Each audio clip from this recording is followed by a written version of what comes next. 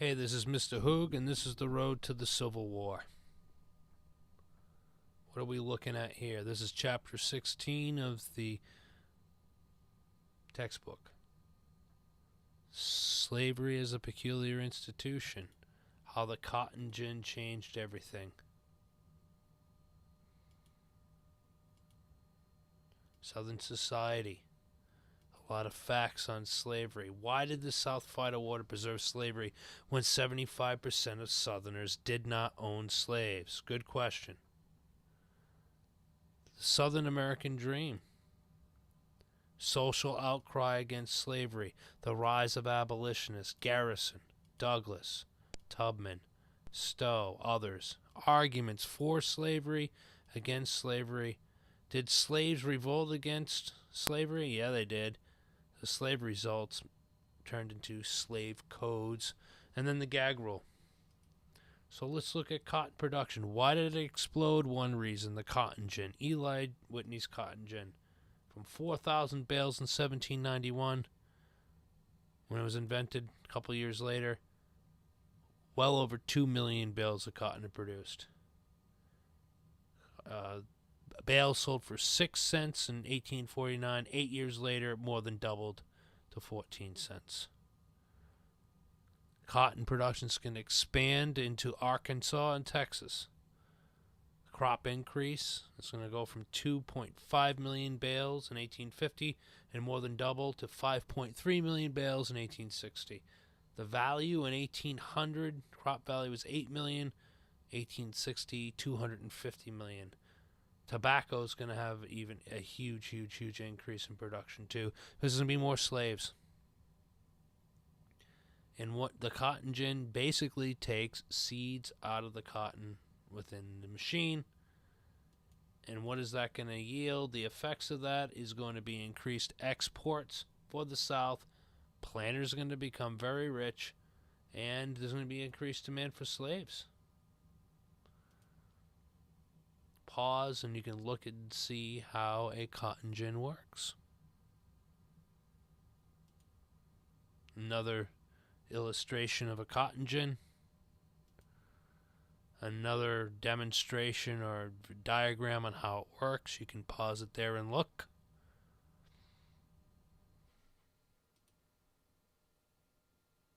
The cotton gin is the creator of Cotton's Kingdom. And slaves using the cotton gin. There they are. In 1790, slavery, there were 700,000 slaves, a population of 3.5 million Americans, and slaves were still bought in the international slave trade. By 1830, the population's going to be almost 5 times more, 18 million. 2 million slaves were in the U.S., but in 1808, the start of 1808, importation of slaves were outlawed. So this trade was within the country, and the way the population of slaves increased was from natural reproduction.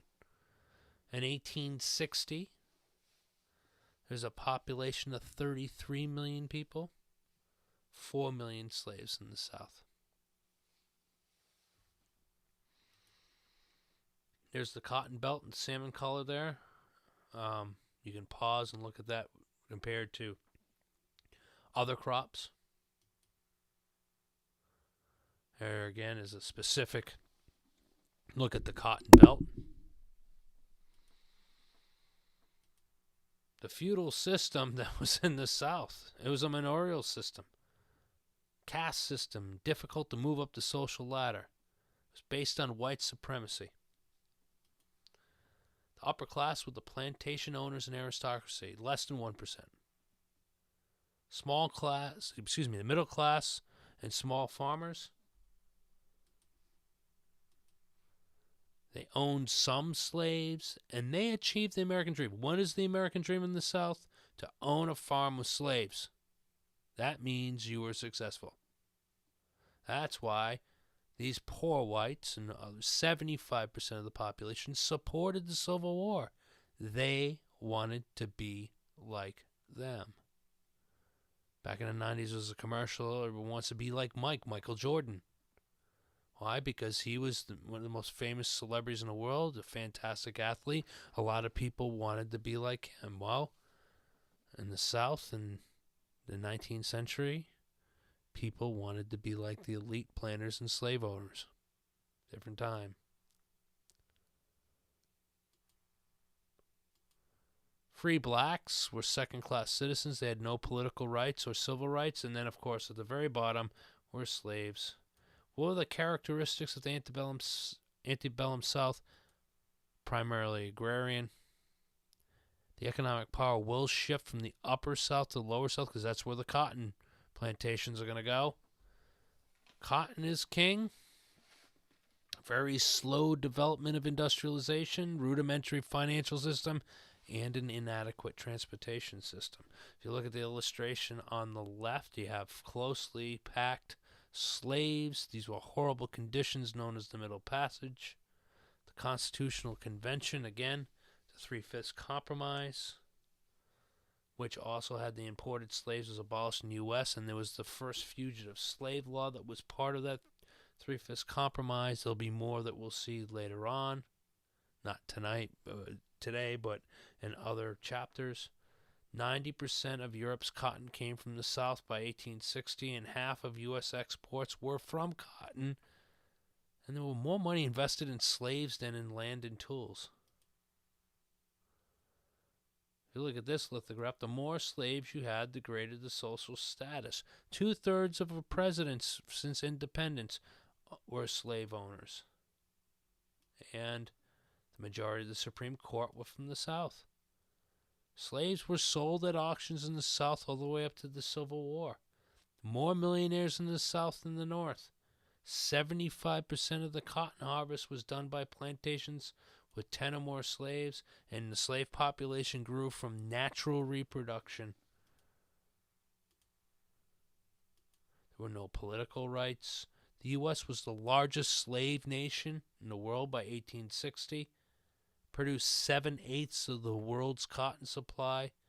It was immoral. Cotton was king again. The South was not willing to change, and because of that, they felt isolated and threatened from the rest of the U.S. Some other facts on slavery.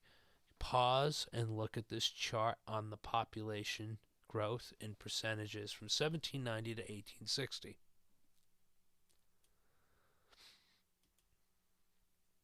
Life expectancy of working men in the United States, white men, England, Holland, France, U.S. slaves, Italy, Chile, New York, and Philadelphia. That's because of the masses of immigration and disease and all that wonderful stuff in those cities.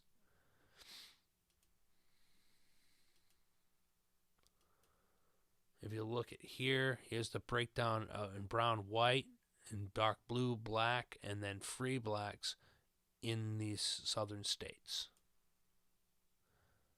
I'll go through all of them a little quick, and then I'll give you time to pause.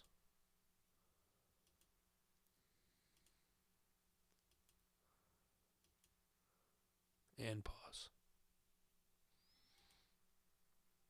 Here's the percentage of southern white families owning slaves in 1860. 75%, 1.15 million families owned no slaves.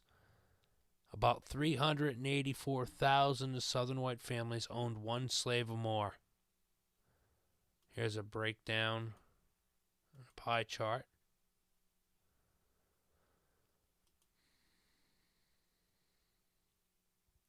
Here's another pie chart on slavery itself. 25% of the slave owners, 75% own 1 to 9, 22% own 10 to 49, 3% own 50 or more slaves. Here's some slave accessories: the muzzle, the master brands, leg irons, slave tag, slave shoes. Here's a photograph of slaves posing in front of their cabin.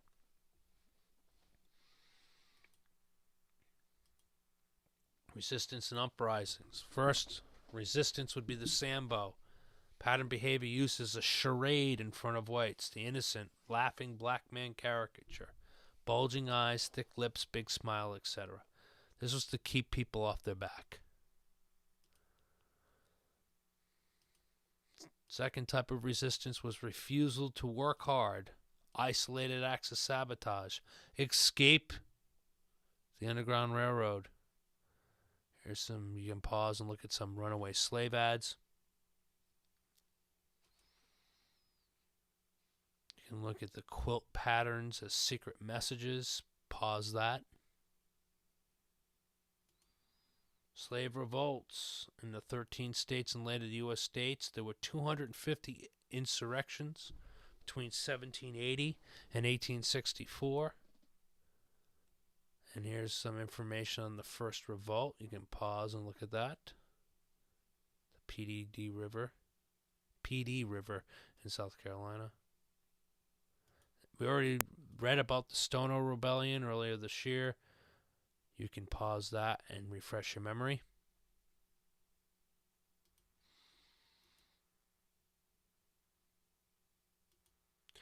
The three individuals we look at as leaders of revolts up until 1831 is Gabriel Prosser, Denmark Vesey, and Nat Turner. You can pause here and read about Gabriel Prosser.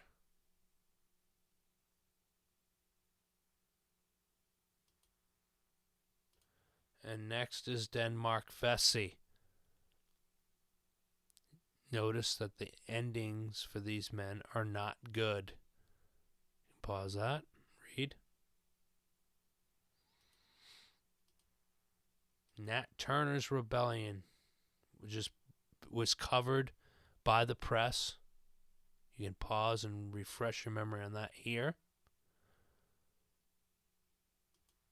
And here are some lithographs and some other visuals, how it was depicted in the press. And then supposedly in the bottom right is the tree Nat Turner was hung on. We don't know if it still exists. And there's geographically where these revolts took place. Besides slave revolts, slaves resorted to other ways to revolt. Again, we already looked at this, wouldn't work hard. One extra one is poisoning their owners. It would lead plantation owners to make sure there were slave laws or codes which restricted the movement of slaves. They weren't taught to read and write, restricted to the plantation, could not congregate after dark, could not possess any type of firearm. A larger slave plantation than white in some states. Slave owners wanted to keep their slaves ignorant to the outside world. Learning about life beyond the plantation can lead to revolt or escaping. Here's some examples of slave laws. The first one, capital crimes when punished with death.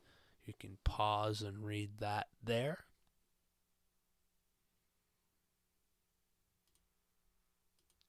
The second one is punishment of free persons of color for encouraging slaves.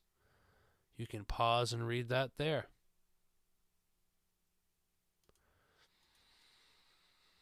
And the third one, punishment for teaching slaves or free persons of color to read. And you can read that right from the Georgia Slave Code there.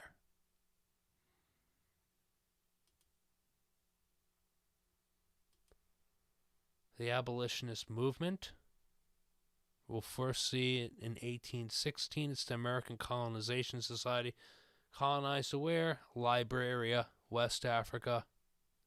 Okay? In other words, one way to get rid of the problem of slavery is have Africans go to Africa. There really wasn't much of an anti-slavery movement in the North in the 1820s and 30s. Oh, why? There's a lot of political change, getting used to the Industrial Revolution. People are more concerned about their changes. The Second Great Awakening didn't kick in yet.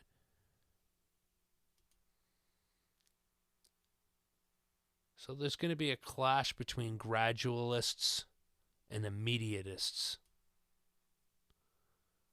There's the anti-slavery alphabet. You want to look through A through D. Pause and look now.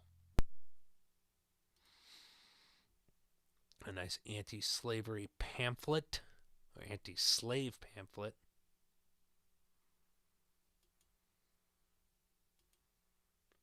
Some arguments of the abolitionists believed slavery was immoral. This peculiar institution was odd, strange. It was weird or odd to own another human being. Abolitionists argued slavery was immoral because it violated the ideals that this country was founded on, the Declaration of Independence. All men are created equal. If the United States was to succeed as a democratic society, slavery had to go. Abolitionism forced churches to face the question of slavery head-on, and in the 1840s, the Northern and Southern Methodist and Baptist Church split on the issue. As we'll see, many institutions will split over the issue. The abolitionists themselves even splintered between your gradualists or your conservatives and your immediatists, those that wanted action right away. And who was a great example of an immediatist, or an example, was probably the most famous, was William Lloyd Garrison. He believed slavery and Freemasonry, not using bricks to build things, undermined Republican values. Immediate emancipation with no compensation. That was immediatist and radical. He believed slavery was simply a moral issue, not an economic issue. Did not care about the economics of it. He was definitely a leader. His newspaper was The Liberator. It was published for 35 years. And you can read this quote here by pausing.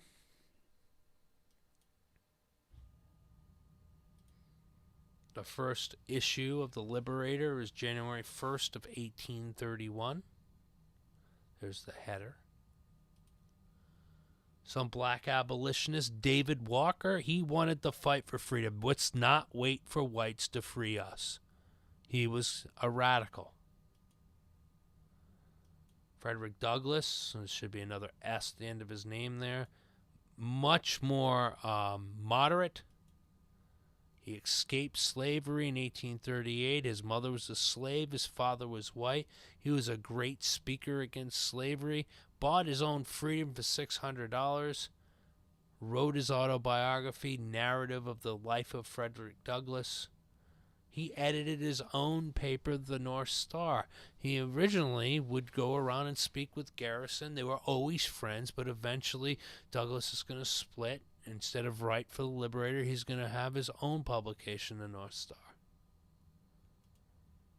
And he organized the 54th Black Regiment in Massachusetts. And here is a primary source here of someone writing about hearing him speak. You can pause and read that now.